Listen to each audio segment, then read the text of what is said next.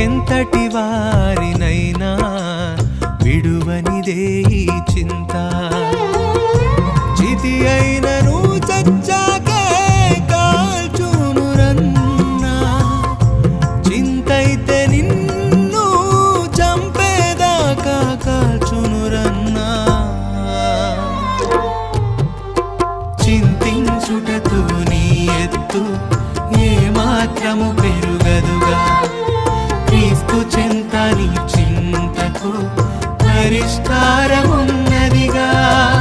చింతించుటతో నీ ఎత్తు